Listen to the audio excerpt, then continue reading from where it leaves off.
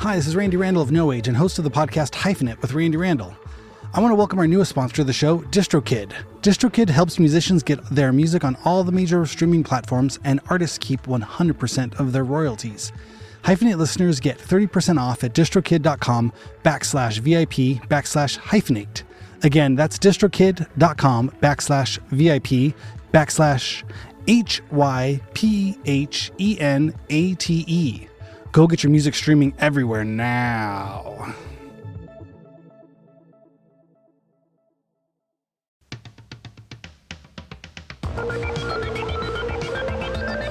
Yo, what's happening? Thank you everybody for tuning in to Hyphenate with me, Randy Randall. Very excited. New year coming up here, 2024.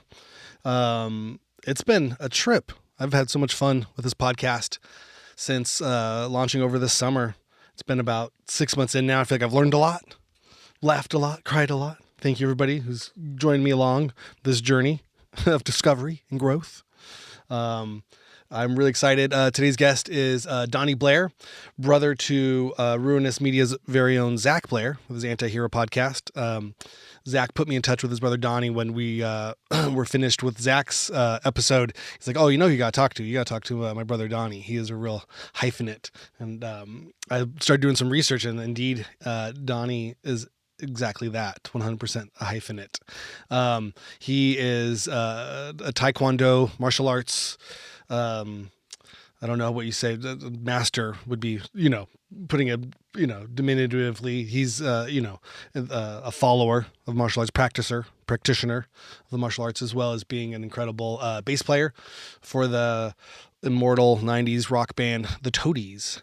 And super cool. But he's been, he's played music his whole life, growing up with his brother Zach. So if you're a fan of Anti-Heroes and Zach's podcast, this is a great chance to kind of hear some stories from Zach's brother Doni, as well as Doni's own stories about just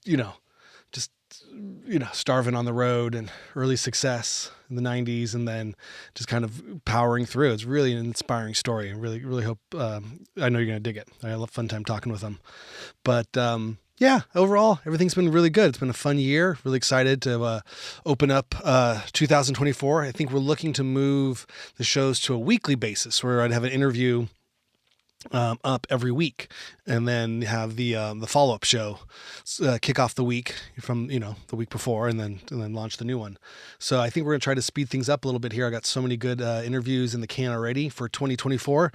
Really excited to share those with you, and yeah, can't wait to share it. Doni has a book. Doni Blair, today's guest, has a book called Even If It Kills Me, that you can find on Amazon, where it's called, the post title is Even If It Kills Me, Martial Arts, Rock and Roll, and Mortality. So I can't thank Doni enough for coming on the show. That'll give you a little bit of a taste of what's to come in our conversation. But I want to thank everybody for sticking with me for this, this first half of Hyphenate's rocky but fun and very educational, for me at least, launch. It's been great getting to do this with everybody here, and I want to thank everybody at Ruinous Media for helping me along the way and making it really fun. And yeah, can't wait for everyone to hear all the great interviews I have lined up for 2024. So onwards and upwards. We will talk at the end. Thanks, Doni. Hello, Doni Blair. Thank you so much for joining me on Hyphenate. I'm so excited to get to sit down and talk with you about bass and martial arts. Thank you so much. Thank you so much for having me. Thank you, man. I appreciate it. Thank you so much. Yeah. So, in full disclosure, your brother is Zach Blair from Anti-Heroes podcast, one of the other amazing podcasts here on the Ruinous Media Network. Yep. And when I was last speaking with Zach, he was a guest here on Hyphenate. He's like, "Oh my God, you know who you really got to talk to? You got to talk to my brother Doni. He's a real hyphenate." And Zach was thinking, he's like, "Oh, all I do, I just play guitar and talk to people. That's nothing. You got to talk to my brother. He's the real deal." Yeah, no. My brother does so much. He's devoted his life to music. Music has given everything back to him. It really has. God, yeah. So, well, he's a road warrior.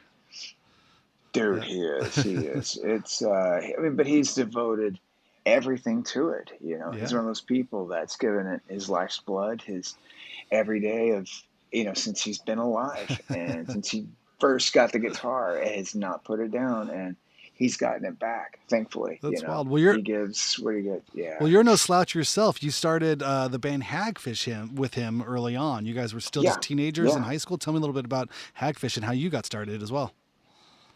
We got it. We always had bands together, always, because we would sit across from each other's beds. We always shared a bedroom, also. And still to this day, if we're hanging out and we get a hotel, we have to get a double bed so we can just hang out. But we would sit and teach each other scales or songs or shit like that. And we always had bands. And Hagfish kind of came about that we met a friend of ours named Banning Lyon to play drums.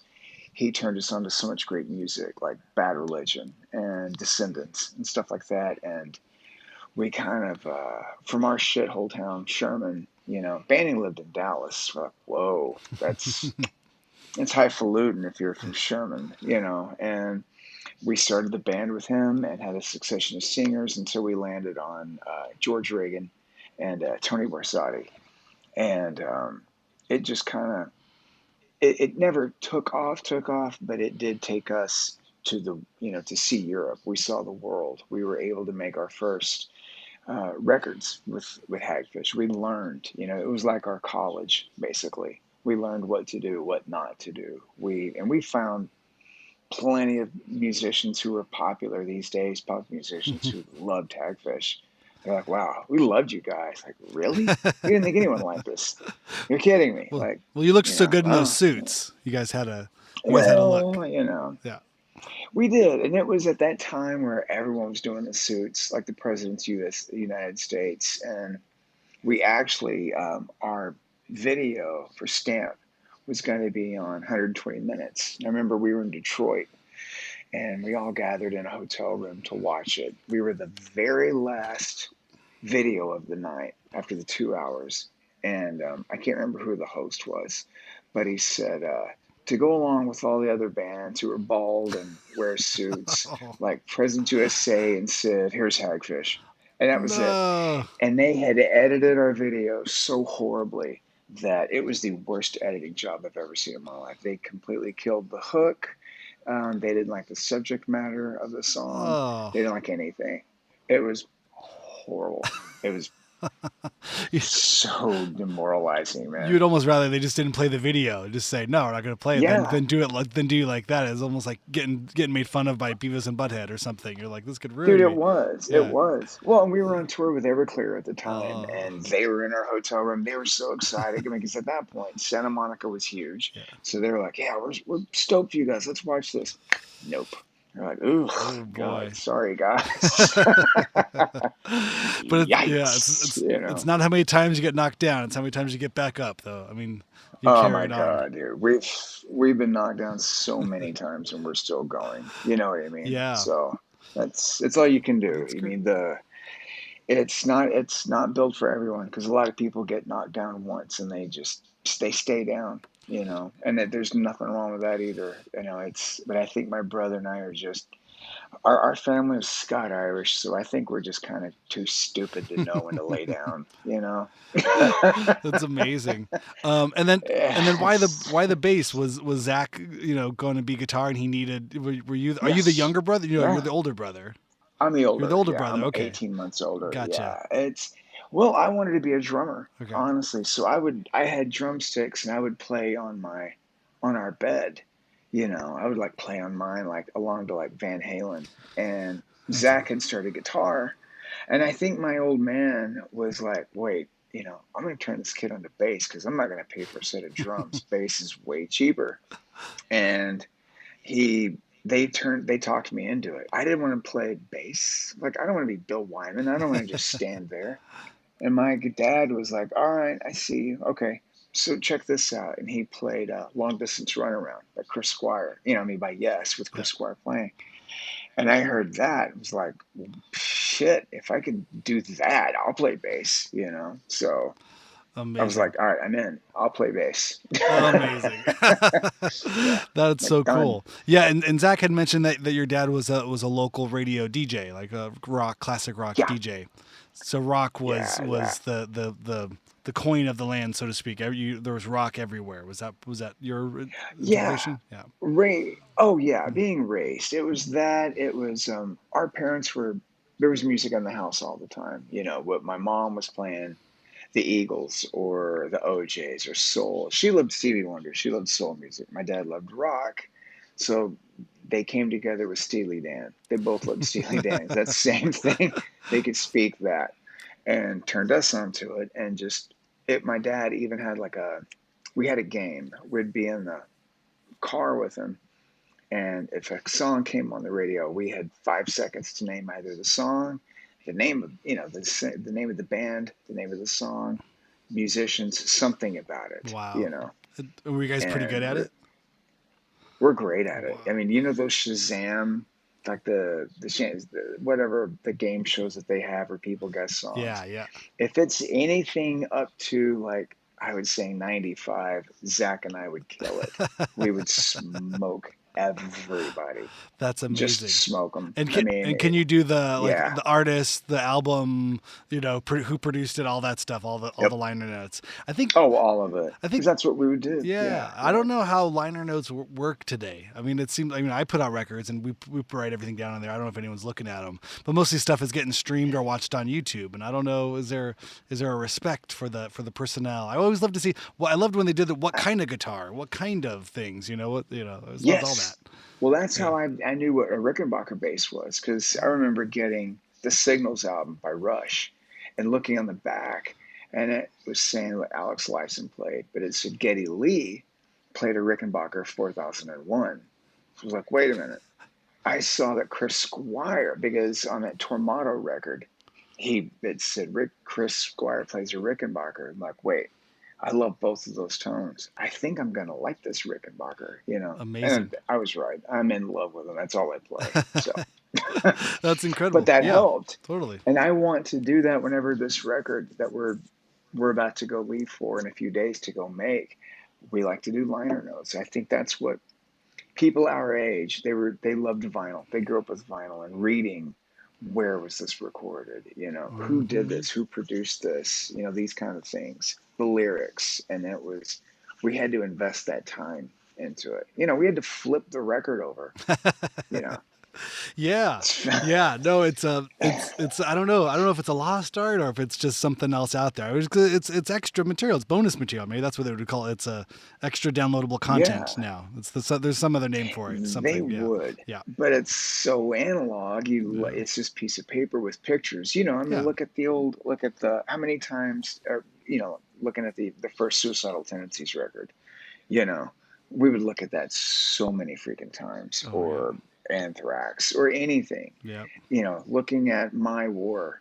Dale Nixon was on bass. Wow, where'd they find Dale yeah. Nixon? Who's this Dale Nixon guy? It's Yeah, Greg. yeah, Wow, he's so good. It was Greg Ginn. yeah, But yeah. that kind of crap, Oh you yeah, you totally. figure out like, oh wow, Mikey Offender, he played on DRI, and he was in these other bands. So it's like, who the hell's Mikey Offender? Yeah. So Well, it's part of yeah, that kind of yeah. It thing. was that thing too of being part of a culture, and especially it sounds like from my conversation with Zach, growing up in Texas, it wasn't as though everybody was coming to you. You had to go out and get the records. You sort of had to. You felt a little isolated in the middle of the country. So the ephemera, the records got played over and over again. Everything scoured, the tapes, Yeah, everything. Everything was read. It was devoured. we had to discover it, man. We Yeah. had to find people. We had to look out for people, like, and ask our friends, like, what are you into? Oh man, I'm listening to that new Cinderella record. Next, Yeah. Yeah. going to someone else. What about you, bro? Oh man, I love this new band Skid Row. Next, until Yeah. we found. Actually, I think I wrote about this, but I've told people when Zach and I were like 15, 14 and 15, and what the heaviest crap we'd listen to at that point was the first David Lee Roth, Eat 'Em and Smile, Hmm. which is still an amazing record. Yeah. It's Steve just an Vai. amazing record. Yeah. Yeah, and Yeah. Billy Sheehan and Yeah. stuff, and Iron Maiden and Yngwie Malmsteen. That's what we were listening to.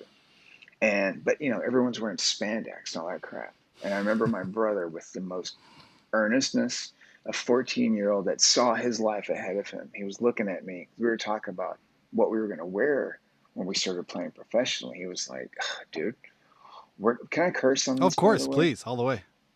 Oh, man, fucking good. All right, so Yeah. he's like, dude, I said, what are we gonna wear? And he goes, we're gonna have to wear spandex. No. No, dude, we're gonna look fucking stupid. And he was like, Bob, we're gonna have to. That's what we're gonna have to do. And I was like, oh man. It's called rock and roll. I was so bummed out. Like, I don't want to fucking wear spandex. And like, I'm gonna look stupid. He goes, I know you're gonna look stupid, but you gotta do it anyway. He didn't have that's the thing. He was like, he didn't say he wasn't gonna look stupid. Yeah. He knew I was gonna look stupid. Sorry. He was like, sorry for you, I'm gonna. He knew he was gonna look okay. He was like, I'll look all right in anything. Then a month later, we got into Metallica. We bought Master of Puppets. Thank and God. That was like black jeans. God, we're saved.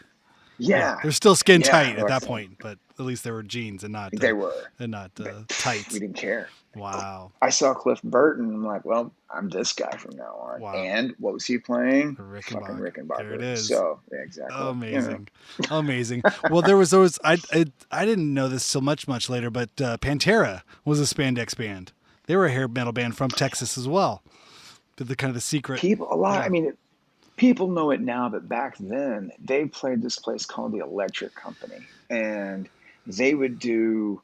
God, they did Poison. They did all the hits of the day, but that's also how they got so good. They played all over Texas, Oklahoma, Arkansas, Louisiana, playing clubs for 3 hours a night playing covers. Wow. But it's how the Abbotts and Rex got so freaking tight and so freaking good. Then they started slowly putting in Metallica covers and Slayer covers and playing heavier music. And this is according to George Reagan, the singer in Hagfish, because he had a band called Scam that played with them all the time. Wow. And he was like, dude, he said they went away for like almost a year. They didn't play it. Everyone was wondering, where the fuck are Pantera? They didn't see them. They did nothing. Then in that space of time, they'd already done power metal and Selma's first record with them. They went back, and then that's when they kind of previewed all the stuff that was on Cowboys from Hell. So they kind of figured out, like, we've got to redo our thing right now. We're just going to step back. We're not going to do anything. We're just going to work on this. And it worked for them. But they spent 7 to 8 years hitting the shitty bars, playing the shitty covers of everyone's music but their own. But that's how they got so freaking good. Same with Van Halen, or similar. Maybe not 7 years. I don't know how many years there, but it's the same idea. Every bar. I think, same thing. Yeah, they played at King's X, all the good bands that got great later on. They didn't have YouTube. They didn't have, to get on Instagram and show everyone, hey, you guys, here's me doing this. They had to go be in front of people and actually do it and have, 8 to 9, 10 drunk assholes just staring at them like, make me happy is what you're playing. You're not, bye, and get beer thrown on them. So they didn't know that. They couldn't do it. Those are the stakes. It sucks. Yeah. They sink or swim. Dude, Hagfish did it too. We went all over the place playing. So many bars, so many horrible punk clubs before we ever really went on the bigger tours. But we'd already been across the country playing. We would go down to Florida, LA, up to Chicago several times, playing these bars and playing clubs, opening for everyone and trying to make them like us. And if they didn't, it made it better, because most bands, you want to be a party band and you're like, we're going to get you guys into it. We didn't give a shit. Like, no. We're not here for you. You're here for us, So we're going to do what we're going to do. You're going to like it. And if you don't, who gives a shit? Yeah.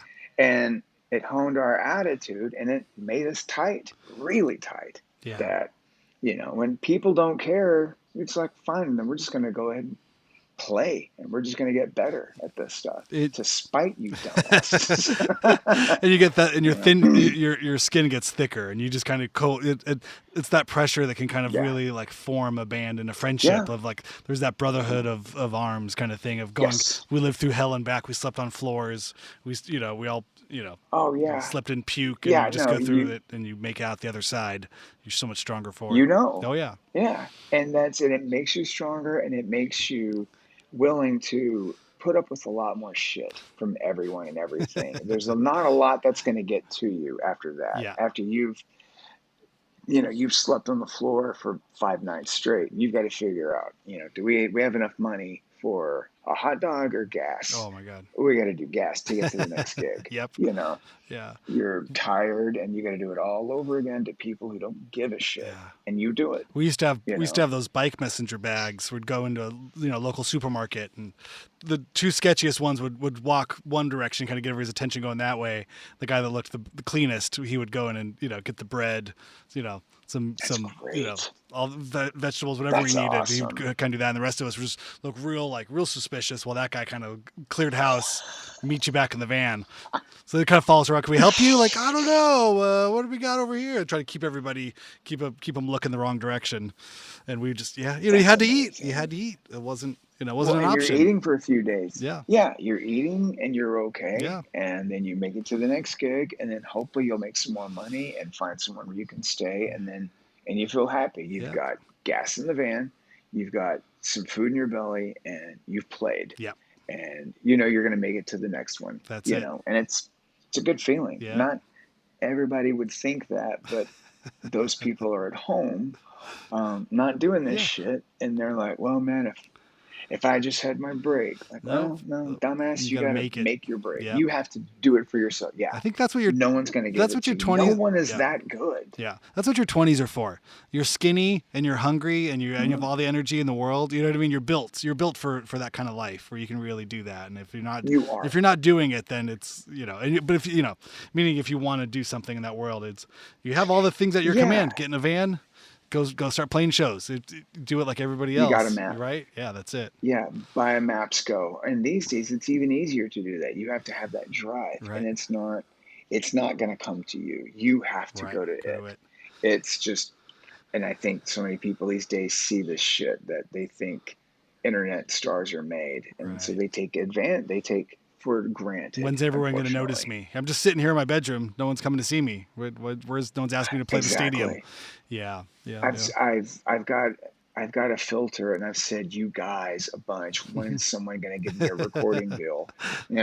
It's your boy. Where are we at? But it does happen. What the hell do we know? We're a couple of old farts. Maybe it does happen that way. What do we know? This could be this is a whole new thing. Does. So it's irrelevant. No one cares what we think about young kids these days.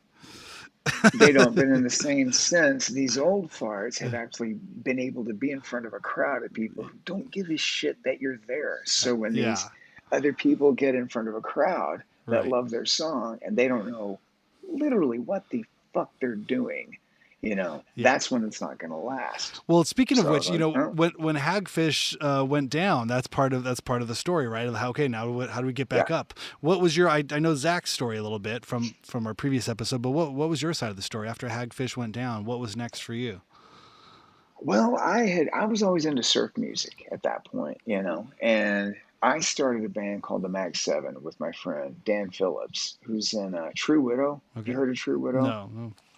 Great fucking band. And we did a few records. The band ended up doing 6 records, but after a few years in Dallas of just not really doing anything, Zach was busy with Guar, my wife and I moved to Amarillo, Texas, and then I started Mag 7 again with my best friend Brandon Landelius. He joined.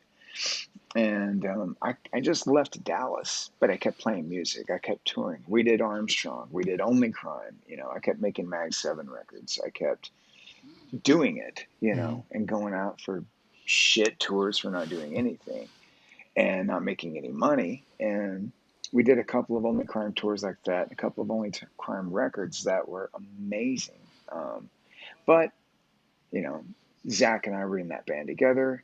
Then he got the Rise gig, which, rightfully so. He deserved that. But I didn't want to be an OC anymore for a while. Like, I'm kind of done. I don't want to do this without my brother. And that's no shot on anyone that was in OC. He's the guy that took Zach's place, Matt Hoffman, is incredible person. Fucking love him. Amazing guitar player. So it wasn't nothing with him. I miss my brother. So I went home, and I wasn't going to play for a while. And then I heard about this Toadies gig, and that was 15 years ago. So I think I got it. I don't know. We'll see. You feel like you're still the new guy. You're the kid in the band. Yeah. I'm still the kid. Yeah. At 51, I'm the kid. Yeah. That's amazing. And what's that like now 15 years in the Toadies? I mean, I know the hits from the 90s. So sounds like they had their ups and downs, the reformation. You come in, what's They it like? did. Yeah. It's amazing because I always loved that band. And even when Hagfish was going and when we were starting up and the Toadies were starting up, we would all, play together. There was one gig at Clearview where it was them and us, and the only people watching each of us were the other band. Yes. Yeah. So we were all friends. We played together all the time. We weren't all call each other on the phone friends, but we were buds. Yeah. You knew each We'd other. do shows together and talk and bullshit. Yeah. And before the Toadies got back together, Vaden, our singer, had a band called the Burden Brothers with Taz Bentley that was in the Reverend Horton Heat, and Zach played with them for a while. So it's all in the family, But we were always just huge fans of the Toadies. Every time a record came out, we would grab it. Hagfish were huge Toadies fans, and I already knew the songs by heart. I just had to physically learn them, which I kind of already knew anyway, and went and auditioned, But it was a pick gig, and I was a finger player. I didn't play with a pick. And I got the audition. And so Zach was up in Colorado. They were making Appeal to Reason. So he was like, all right, come up. Because Amarillo's only 6 hours from Fort Collins, where they were recording. So my wife and I went up for the weekend, and he worked with me all weekend long on the best ways to play with a pick. I had no idea how to play with a pick. So whenever I got the audition, their manager was like, hey, just so you know, it's a pick gig and it's all downstrokes. Is that cool? And I was like, that's totally cool. It wasn't cool at all. I was saying that, but just shit was coming out of my pants. Just like, I'm not going to get this. I'm going to lose this. But I worked my ass off every day. I would work at, my job and then go home and practice for 2 hours straight, picking, playing along the songs, learning their songs, just trying to get used to it. And then when I got the gig, I still did that every day. I would still just play and practice to anything, not just Toadies songs. Just, I didn't want to know just their songs with a pick. I wanted to know how to play with a pick. So I just practiced constantly. And I didn't feel comfortable with it for a bit, until it took a few years for me to feel comfortable. Wow. But it's a big change. Yeah. It was a huge change, but I'm glad it happened. I mean, obviously I'm glad I'm in the band because that's been the best thing that ever happened to me, playing with them. I mean, like just today we're working on new songs that we leave in a few days to go to Chicago with Steve Albini. Amazing. So we've always wanted to do that.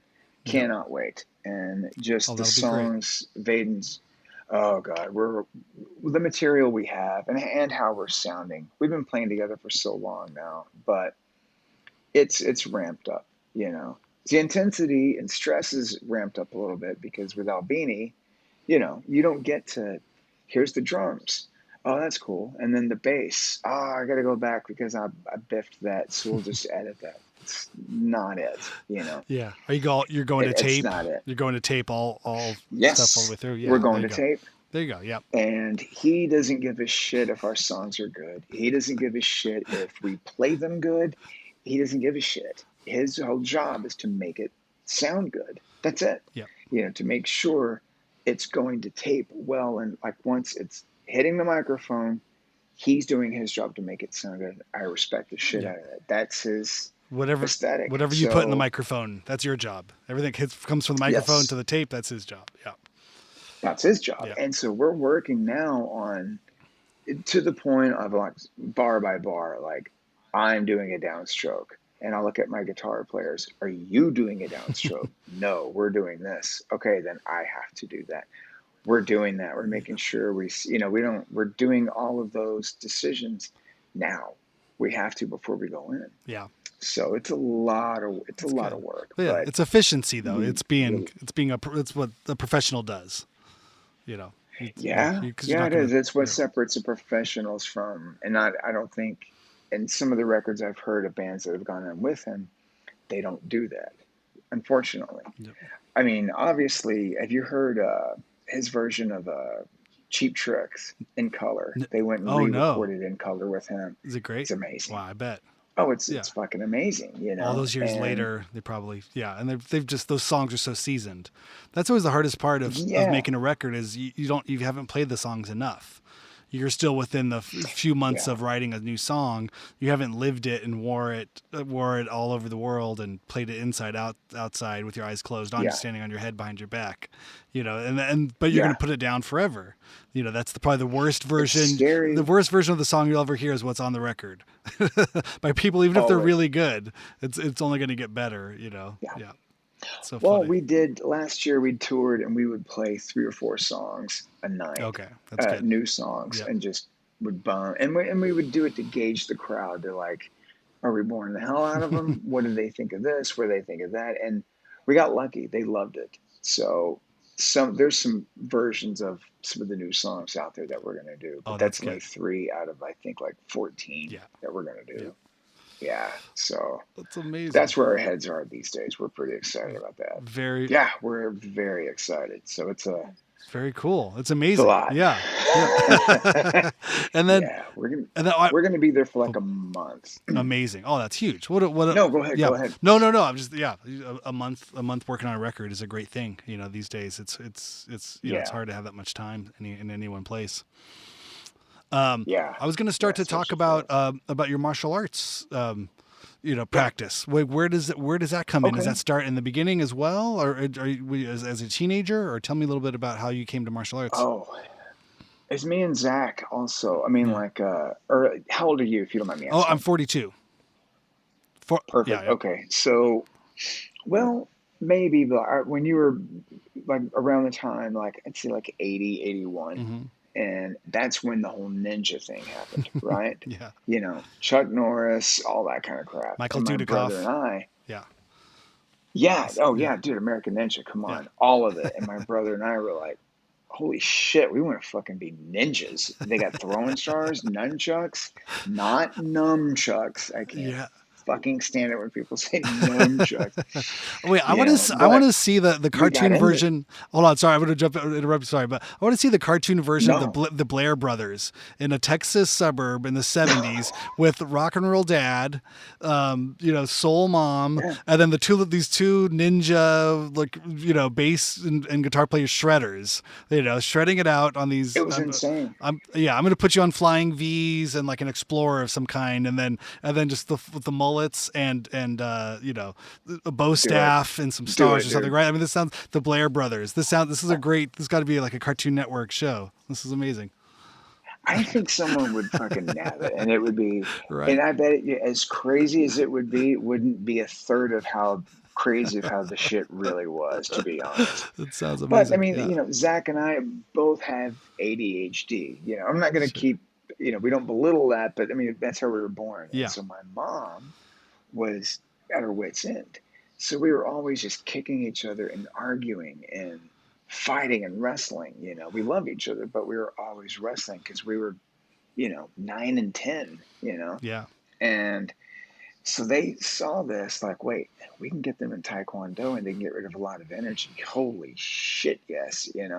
And we got up to green belt, and our teacher kept saying we were the best kickers in class. We were good. We would go home.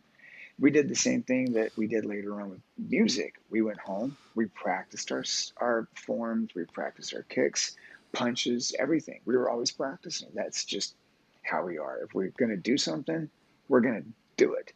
We're going to do it right. We're going to make sure that we've got it down. But after a few years of that, of course, our attention turned off of that and got into music and guitars and stuff, and we stopped.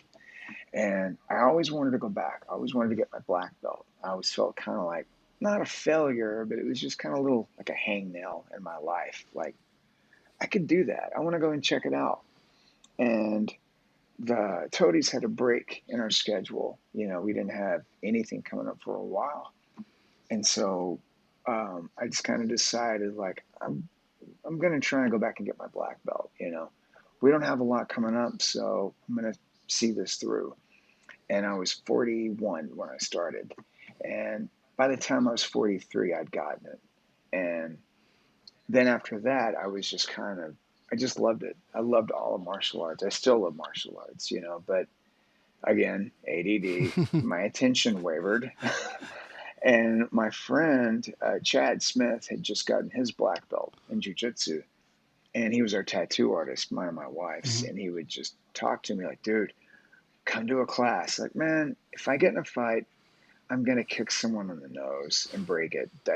We're good. I'm going to walk off. I'm not going to wrestle with them. He goes, you say that you're talking a lot of shit. Just come to a class. And he was right. I went to a class and I fell in love with it. I really did. And, you know, I did that for a few years and I had a bad injury, had to take a bit off. I trained and did some other stuff as well, but as soon as I could, I went right back to jiu-jitsu. And tell me a little bit about the difference. I'm not so initiated. I know there's a wrestling Oh, okay. form and a sort of more stand up sort of traditional form to the Taekwondo. But tell me, yeah, Yeah. Taekwondo is, karate is, it's a very hard style, they call it. You know, you can break boards and bricks with one punch. That was their whole thing, is to basically, do someone with one punch, mm-hmm. And Taekwondo was more just with the feet. They didn't focus a lot with your hands and punching, a little bit, but all of the focus was on your feet. And I've got all of our tests, you have to break boards, and not the breakaway boards. These were real boards that our teacher was going to Home Depot getting and sawing in half, like 2x4s. Wow. They're that fucking thick. And to get my black belt, I had to do, for each kick, two boards stacked together, a roundhouse kick. You had to do a tornado kick, a side kick, all kinds of kicks. My left foot was killing me by the end of that test. But I've got a whole bin, like a plastic bin, with just all of the broken pieces of wood I got from those tests and the kick that it was, like roundhouse kick for yellow belt or this for black belt or something. And it focuses on that and moving your legs and just basically kicking in different ways, And a lot of Taekwondo people will do, if you've seen them on America's Got Talent, they do a lot of really showy things and really high spin kicks and stuff like that. And I'm sure people think, oh, well, or other martial artists might think, oh, that's crazy. That would never work or whatever. No, it wouldn't work. But the thing that would work is all of those black belts doing it know the really good, quick, simple thing to break your fucking neck with one kick. They might be able to do a lot of flurry of kicks to show off things, but they also know the one kick that will get past you and end you. So Yeah. so that's with Taekwondo. And it was fun, but I was, early 40s. My hips were killing me. Like, I want to keep doing martial arts, but I can't keep this up. I can't keep throwing my legs straight up in the air to do this. So jujitsu came at about the perfect time for me. And jujitsu is more, they call it the gentle art, but it's like gentle art my ass. I've been having my ass kicked for 5 to 6 years by my friends and women. And the girls at our class are the meanest that I've ever met in my life. They're amazing, but they're mean. And it's more of just using someone's body against themselves, kind of like Aikido, and things like, and some things of judo, but you're twisting their body very, again, you think gentle, and it is gentle because you're not using a lot of effort. The black belts, the really good ones, don't use a lot of effort to tap you out or to choke you out. Before you know it, you're out, But it takes years and years of going really hard, really heavy to figure out that light approach, I mean, it's kind of like when we're playing. Do you play guitar or bass? Guitar. Which what do you Yeah, play? guitar. Yeah. All right. So you know when we're young and we're playing all downstrokes, we all want to fucking be Greg Ginn, Right. Yeah. right? So we're playing so hard and all of that. We forget, and like later on we figure out I can get the same kind of intensity. I don't have to punch through the string. I can hit it. It still is just as intense. The Yep. aggression's there. I still sound like Greg Ginn, but I don't have to just punch through the string. I know because I've been playing for so long. You've been playing for so long at this point. You know how to get that same meaty sound without drilling into your guitar. You know what I Yep. mean? Exact same thing with jujitsu. It, Exact same premise. yeah, it makes You're sense. not. It Yep. just takes so long and so many times of figuring it out and doing that you have to literally just get your ass kicked thousands of times and have so many horrible rolls where you just almost black out. And the other day, I didn't think my friend had it, and he had the choke in pretty good. I started hearing robots. All the background noise was just like, all right, tap, I'm out. No, this is it. I'm good. Like, your head went down a little bit. Like, yeah, I think I was going out. So let's Wow. not do that.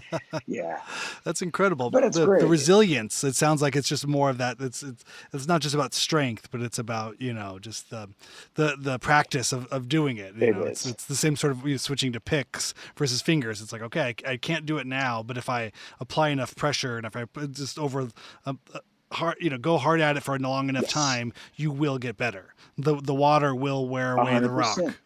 You are, yeah. Yeah, every day Hmm. you get better every day, and that's every person that does jujitsu tells every white belt. Like, just keep coming, Hmm. just keep showing up. You may not think it's working, but it's working, and you gauge your progress by not even inches. It's micro inches. It's that small, Hmm. but it's like, okay, today I didn't let anyone pass me.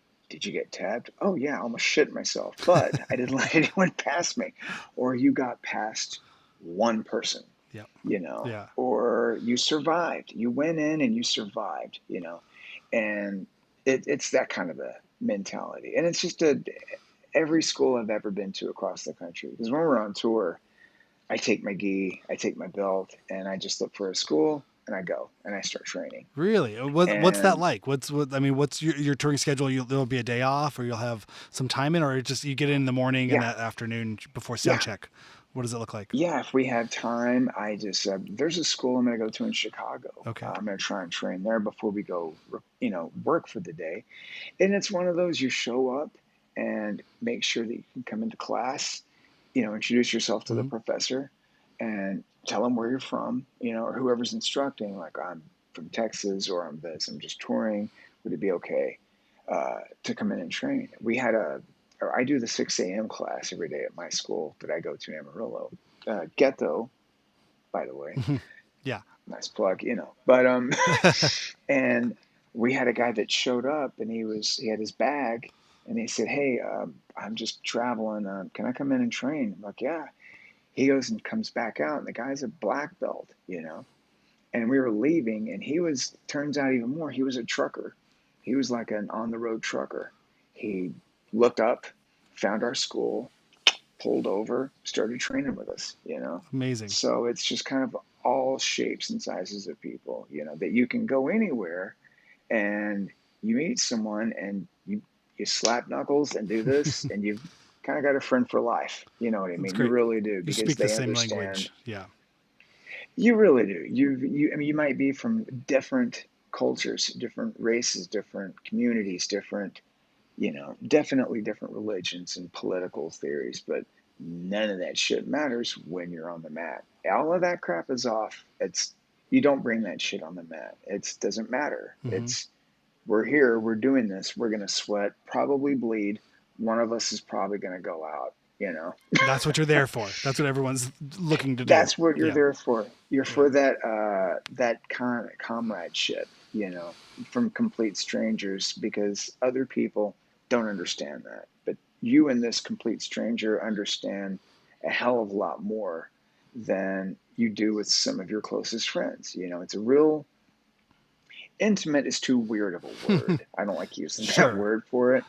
But you know that person has sweated as much as you, they've bled as much as you, and you know they've had the same thoughts that go on in their head that they suck, they don't know what they're doing, but yet they will get the smallest, you know, a huge amount of excitement from just doing one small little move correctly. Yeah. Like, oh shit, I pulled that off, and it makes your day.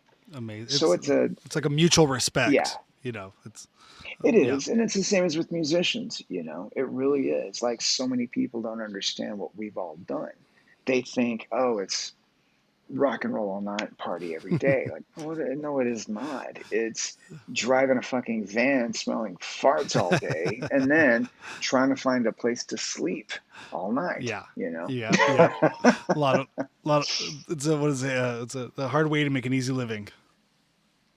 Dude, it really is, and that's you hit that crust, and then it gets easy for you. But it takes so long to get to that point. You know, Yeah. it really does. Yeah. Wow, it's incredible. Well, thank you so much. I don't want to keep you too much longer. I know you got a lot of work ahead of you getting ready for this record. I appreciate you. I appreciate you having me. Oh yeah, man. thank you. Thank you so much for coming on. Yeah, do you want to give out any plugs, any social media tags where people can follow you? You know, give me shout outs. Yeah. I'm let's see. It's even EIIKM71 on Instagram, and I just put out another instrumental record called Tulsa Doom. Oh, cool. And my brother Zach's on it. My friend Brandon's on it. My friend Dwayne is on it playing guitar. I played a lot of the guitar. It was just songs I had. I wanted to put out, and my friend Noah at Otitis Media put it out. Great. On vinyl. It's really awesome. I love it. So any surf nerd friends or anybody that likes that stuff, they can check that out. And I think Toadies has some shows coming up if you're in Texas. We're going to do Corpus, Cypress, and a place called Legacy Hall up in Plano this week. And then after that, we're not doing anything till the end of the year. We're focusing on this record and then figuring out a label who wants to put it out. Cool. You know. So 2024, look for a new record. Yeah, there will be a new record 2024. We're going to hit the country where, you know, it'll be the 30th anniversary of Rubbernecks. So we've got some cool things going along with that as well, you know. So people will get sick of us again. This year, lay low. Not so much. Yeah, we're laying low this year. Next year, they're sick of us all over again. Fantastic. Well, Donnie, thank you so much for coming on. It's been a real pleasure. Thank you for having me, man. Awesome. I really appreciate it. Thank you so much, man. See you. Yes, there he is. Doni Blair. How awesome is that, right? When do you hear about brothers in rock and roll that actually get along? I mean, we always know the stories of like the Gallaghers, you know, Oasis, the Black Crowes, but the actual brothers who, you know, are able to start out playing music together and still get along. And you could just hear how much love, you know, they have for each other and the support they give each other this far into their respective careers. Really cool, really inspiring. It's a family affair. I don't know how the rest of that song goes, but something like that. Well, thank you, everybody. I will be back with a follow-up with my good friend Aaron Farley in a couple days to break down everything that we went over with me and Donnie on this episode. But I appreciate everybody for tuning in and really looking forward to this new year. So thanks so much. Bye.